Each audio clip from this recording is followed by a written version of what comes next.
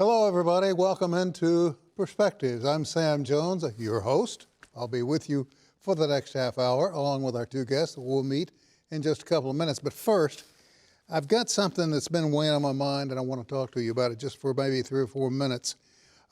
This is important.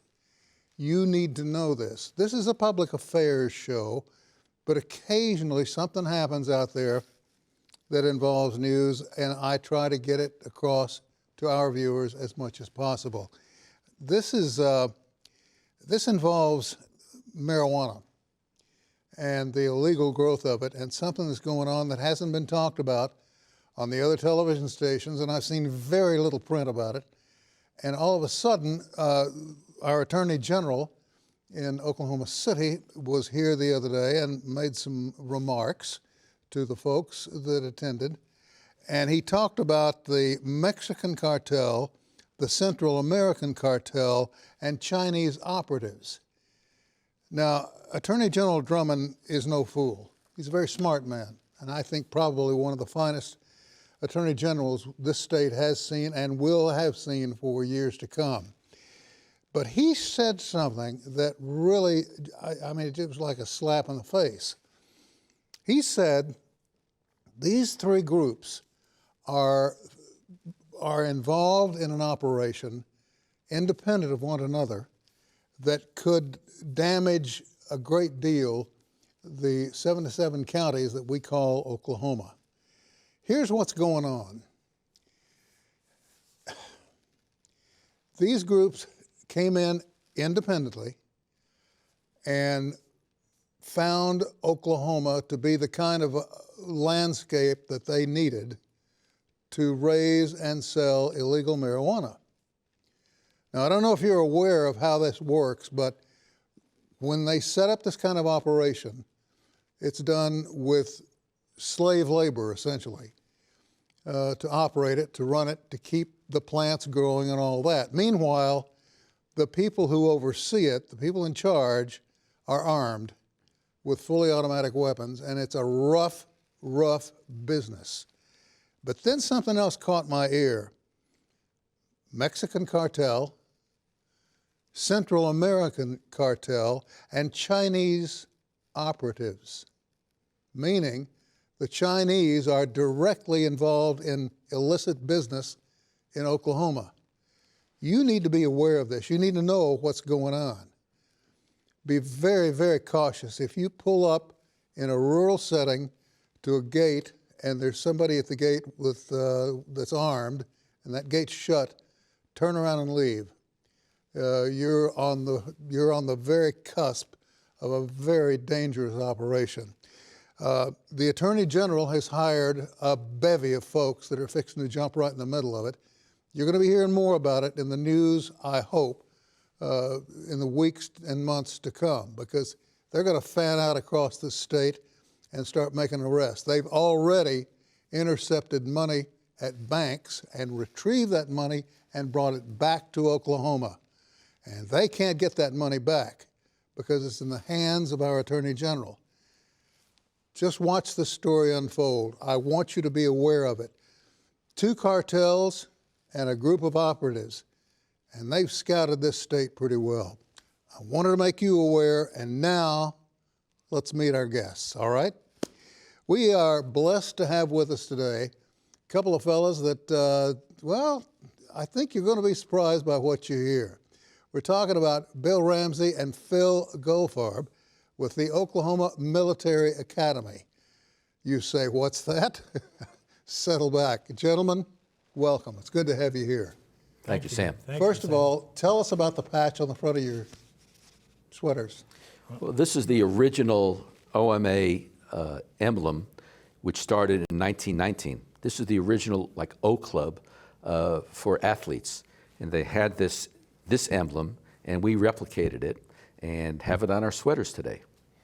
And we have a sweater in the museum, one of the original sweaters from, what, the 1919, 1920 football season. Season. And they're located right here on campus. Right here on campus in Meyer Hall. I understand, and correct me if I'm wrong, that when the first group in literally slept on the ground. intense. Yes, sir. In 1919, the very first group of cadets, the barracks building was not finished yet. So they spent I guess the summer and most of the winter in large tents. It did have a wooden floor, and it did have electricity, but they were in tents. Yeah, there were 60 high school students.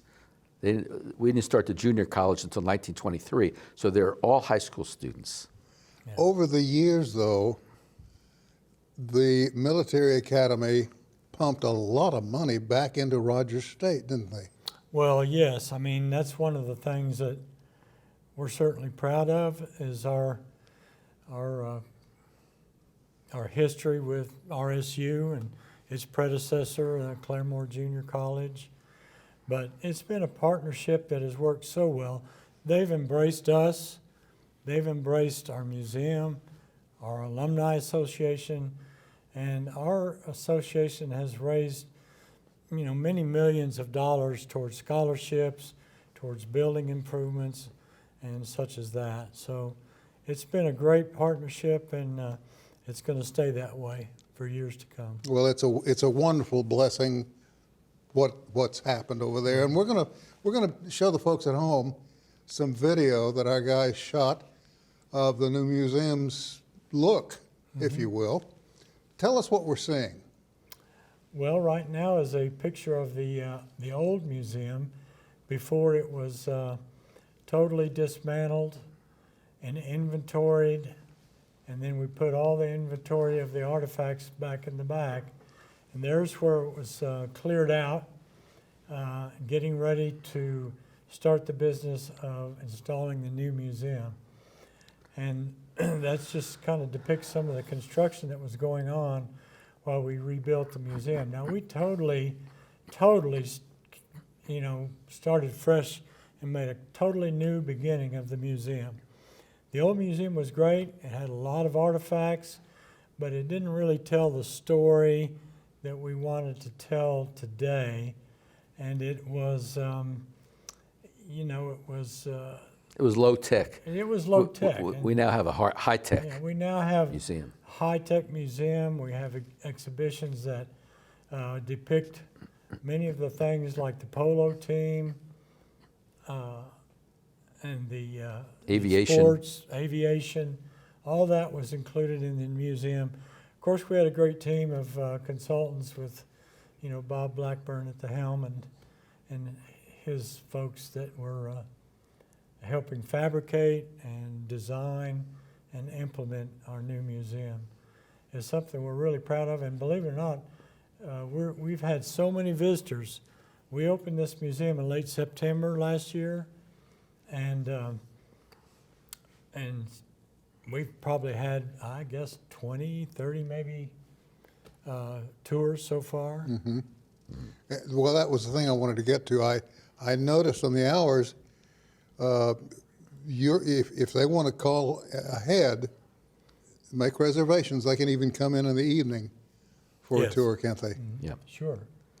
And it's all a guided tour. We can have someone there to help guide them, tell them about the school. I'd be curious to know, it would seem if you had these young men in going through light training, if you will, for the military or learning the military way, some of them had to go on and distinguish themselves in the military. Did that happen? Yeah, well, absolutely. We had approximately 10,000 students go through Oklahoma Military Academy from 1919 to 1971. 80% of that 10,000 served our country during that period. 1,200 of them served throughout the different wars, maybe actually more. We have 10 generals who started at OMA. No kidding. 10 generals. The highest is a lieutenant general. And we had, the amount of people who we've had come through there, the caliber of the individuals, the alumni, everything, judges to attorneys, doctors, pharmacists, businessmen, the caliber of the people that came through OMA and started there with their foundation at Oklahoma Military Academy is just astounding. And that's one of the things that about our museum, because it's there to preserve the legacy of these guys, what they learned, what they contributed to our country, our society, the city, and it now tells that story in a much more coherent way than it did before, and everybody that's been through there has just been awestruck by how well it's been accepted. This is probably a question I should save for the end, but if I try to do that, my brain is just wired and I'll forget it. When did OMA stop?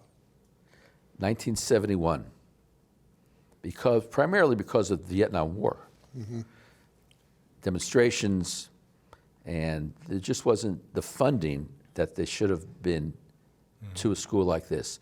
The number of cadets dropped, and it was more efficacious to become a junior college. So it went from Oklahoma Military Academy to Claremore Junior College, and subsequently it ended up at Rogers State University. And well, the interesting thing too, though, is that over 50 years ago, this institution was no more, but yet here we are today with the former cadets and the alumni, raising millions of dollars, putting in. We raised over $500,000 for this new museum, and so this alumni cares about this place, and rightly so, because again, it depicts what people have accomplished. Yeah, think about it. We grew up here. We were here on campus 24/7. The camaraderie that we had with each other was just phenomenal. I find it incredulous to think that all of these young men passed through the doors of OMA, went on to serve their country in some form, went on to other careers, and so little is known about it. Yeah. Well, that's true, and I'm certainly hopeful that this new museum will get the publicity that it should be. And talking about what Phil said, we grew up here, but it's interesting to note that while we were here, this school was run by a bunch of teenagers. Really? We had, one or two adult regular Army people on site, and they were here, 24/7. But the rest of the time, it was run by officers and cadets. We're going to take a short break and come back. I have more questions, and I know you've got answers, so we'll get into that right after this.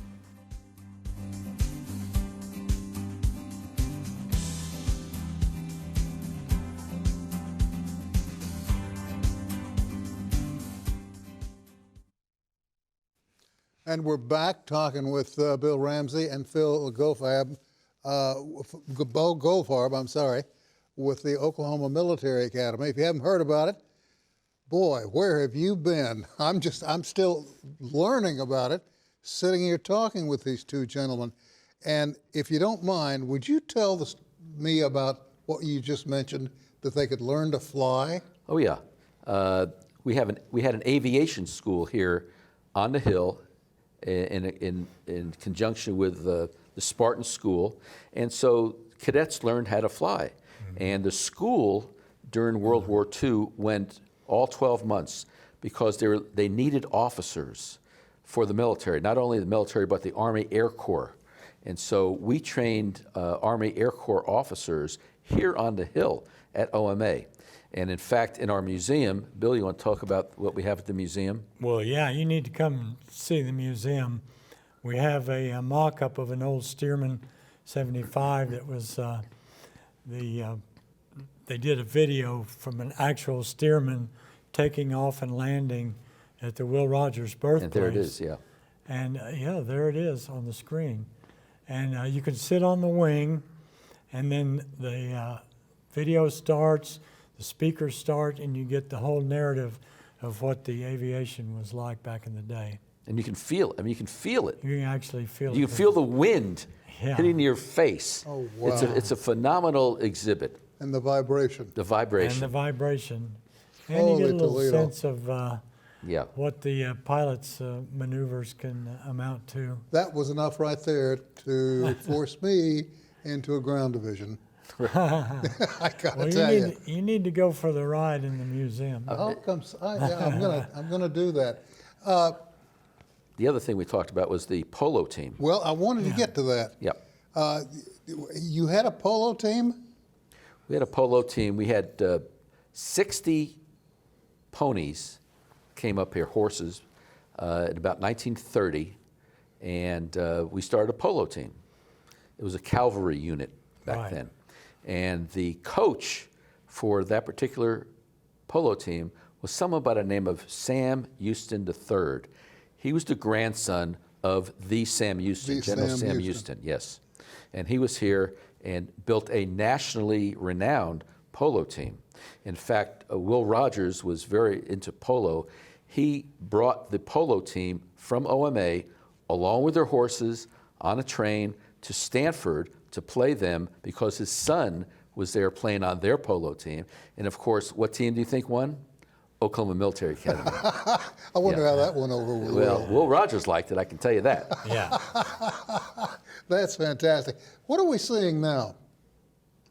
What we're seeing now is some of the exhibitions in the new museum. You're looking right now at a tank that was, a Jeep that was cut in half, and then there's a screen in front of it. You sit there and you get a nice little historical perspective of what the OMA was about. Kind of a little quick overview of the 50 years that it was in service. And then there's a kiosk there where we have, you can go in and search for names of people that were killed in action, distinguished alumni, so forth. Right. And there's a story there about Colonel Ed Ramsay, who led the very last cavalry charge of the World War II in the Philippines. And his wife is still living. I talk to her fairly frequently. And then we have a mock-up of a cadet room. It kind of looks like After what they we could live. come inside and Yeah. stay. Speaking of Ed Ramsay, what's interesting is you remember MacArthur said, "I shall return." Mm-hmm. He returned to Ed Ramsay. Ed Ramsay stayed on the Philippines with his band of Marauders. scouts. He stayed, and that's what General MacArthur came back to, Ed Ramsay, Wow. OMA cadet.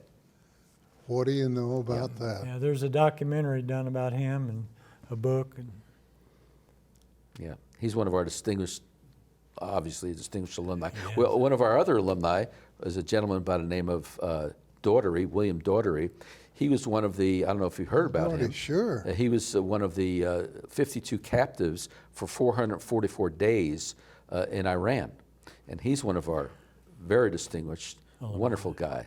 You know, I had a fellow that was there named Steve Kirtley, who became a friend of mine. But Steve gave me his knife that he had on him the whole time, Yeah.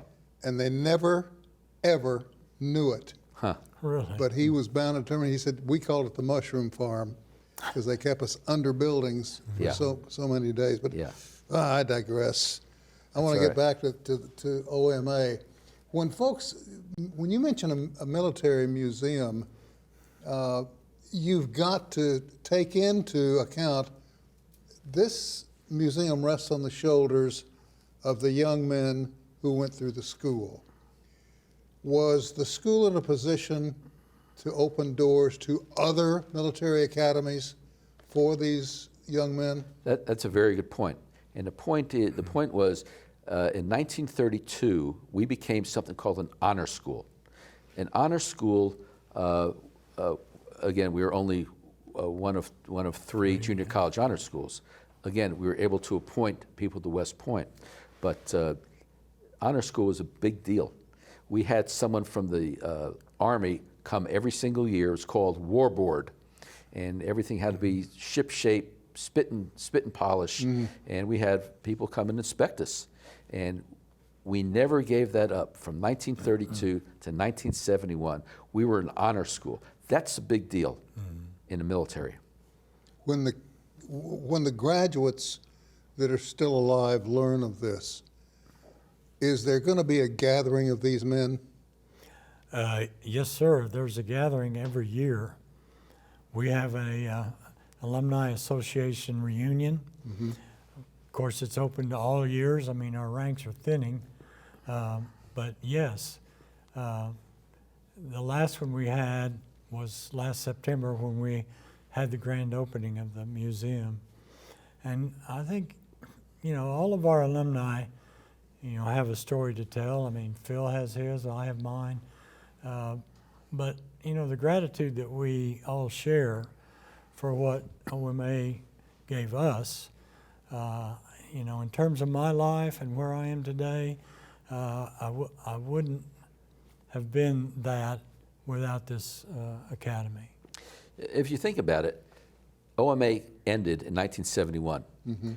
The youngest cadet was a high school freshman. That person is about 67 years old now. Yeah. So the youngest person that attended OMA is 67. So as Bill said, our ranks are thinning, and we do the best we can, and we try to get as many people back as possible, and even children and grandchildren. They should come up and see this museum to see what their fathers and grandfathers went through. It's a first-class museum.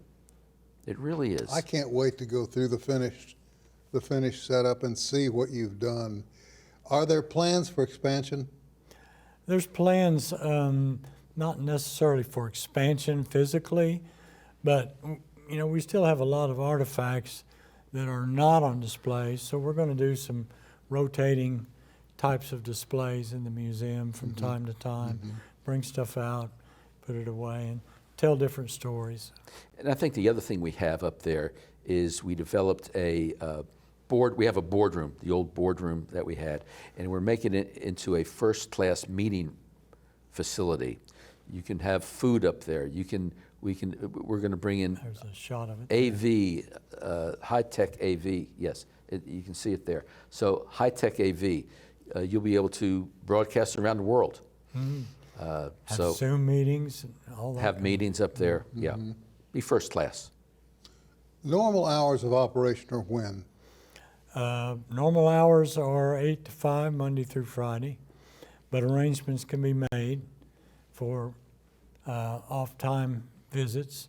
Just need to get a hold of, call the number on your screen there and make arrangements for. And Dr. Danette Boyle has been up here for a number of years. She's actually an honorary lieutenant colonel in our Alumni Association. So she can almost tell you as much as we can.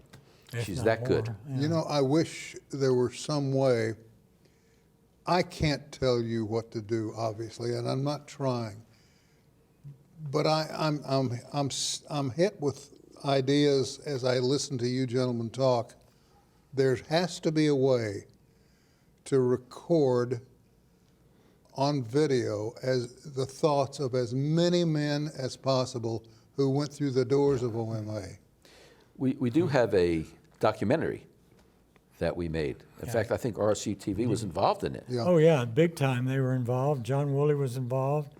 It was done a few years back, but we have interviews from, cadets of Ed Ramsay, the last, Yeah, the one who led the last charge. we're all out of time. I'm so sorry. Okay. I wish we had more. Can you come back?